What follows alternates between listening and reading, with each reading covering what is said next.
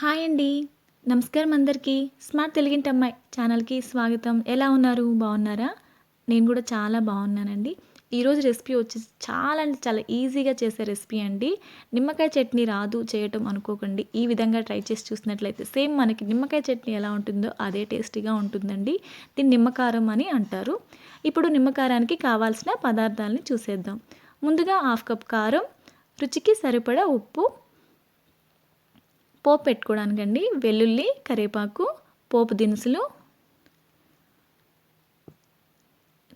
ఎండుమిర్చి పోపు దినుసులండి. అలాగే 3 table spoon oil వేసుకోవాలి. ఆయిల్ కొంచెం ఎక్కువ ఉంటేనే బాగుంటుందండి. చిటికెడు పసుపు.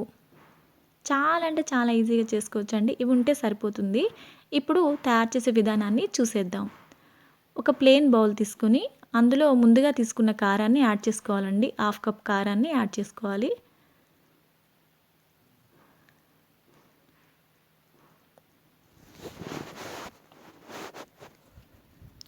ఇదిగోండి 2 వచ్చేసి లెమన్ చూపించా కదండి నిమ్మకాయలు, వాటిని రసం తీసుకోవాలి. ఈ నిమ్మరసాన్ని అందులో కలిపేసుకోవాలి. కారంలో కలుపుకోవాలి.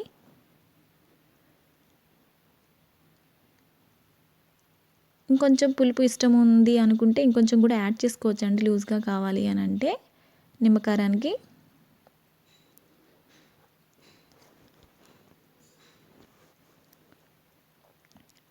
మొత్తం ఉండలు అనేది లేకుండా చూసుకొని బాగా కలుపుకోవాలండి. ఉప్పు రుచికి సరిపడా నేను 1 స్పూన్ వేస్తున్నానండి.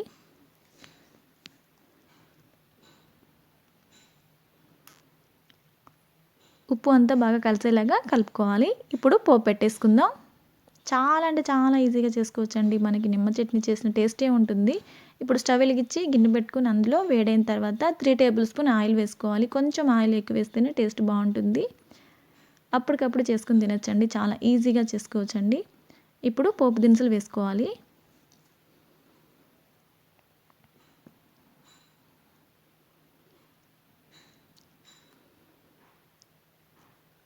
దోరగా ఫ్రై అవుతుండగా ఇప్పుడు ఇందులో కరివేపాకు వేసుకోవాలి.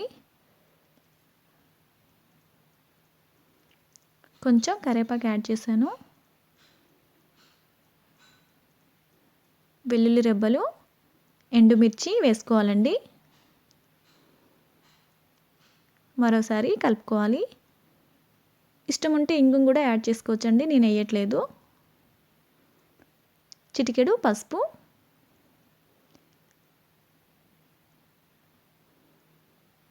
వేసుకొని పోపు అంతా వేగేంత వరకు ఫ్రై చేసుకోవాలి.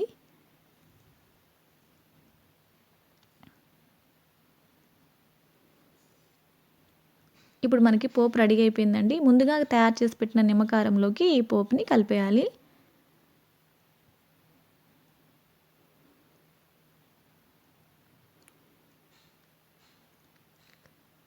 పోపు అంతా కలిసేంత వరకు కలుపుకోవాలండి.